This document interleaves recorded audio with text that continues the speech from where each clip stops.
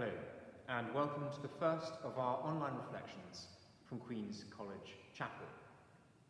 Over the next 7 weeks, we're going to find out what we can learn from the 7 monastic steps: silence, contemplation, obedience, humility, community, spirituality, and hope.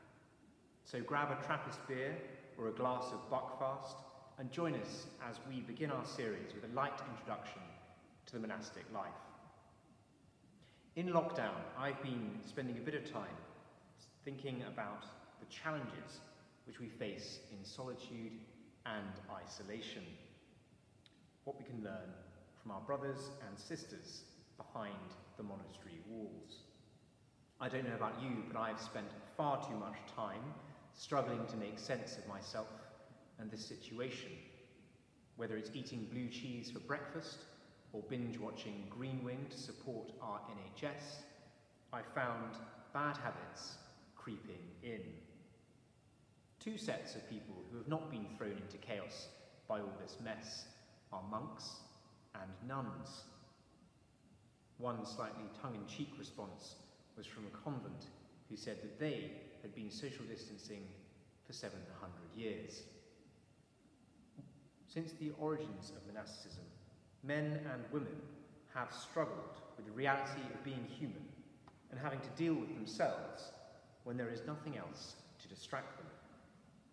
Anthony of Egypt, the father of monasticism, was born into a Christian family in the 3rd century AD.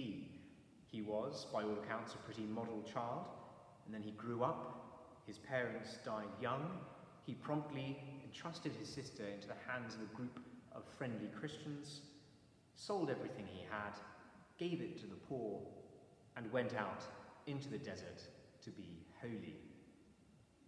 There he battled temptations, overcame trials, prayed, set up the first monastic communities, and became very wise.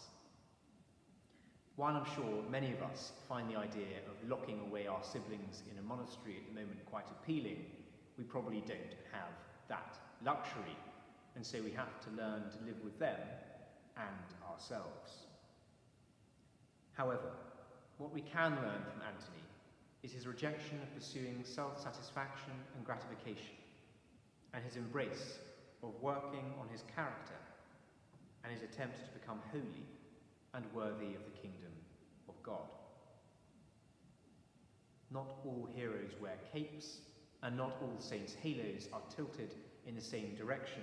We can't all sell everything we have, which in my case would be a couple of books, a half-empty bottle of Marks and Sparks gin, and 2 rather pathetic fig trees.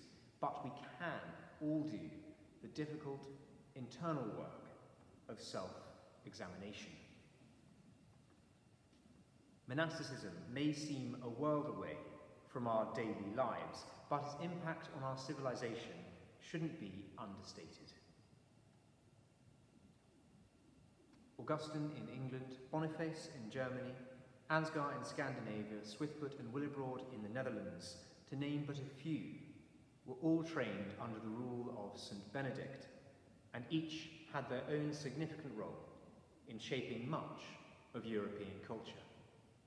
Many of our finest cathedrals began their lives as abbeys, their architecture, plain chant and polyphony, vestments and illuminated manuscripts rival even the most sophisticated of our modern attempts at building, music, fashion and art. Far from being introspective and cloistered, the religious orders have often been quite literally on the front line in times of disaster. Oxford's Cowley Fathers are just one example of a community who gave their lives en masse as chaplains and soldiers in the Great Wars. It was Mother Teresa's monastic milieu which inspired her extraordinary life of service with the missionaries of charity. Our beloved Queen's College began its life on the site of a Carmelite community. Today, the college, which we know and love, which is founded on prayer and learning, nurtures and trains the medics and academics whose research and expertise are providing much needed insight, clarity and direction in this current pandemic.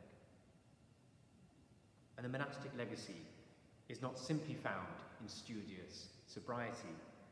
A few glasses of Trappist beer would give anyone who regularly staggers out of Q Bar in their gown on a Wednesday night a newfound respect for their counterpart in a habit. But Buckfast and Benno are not the only tools that the religious life has given us to cope with lockdown. Many religious houses are based on the rule of St. Benedict, a 6th century document which has stood the test of time.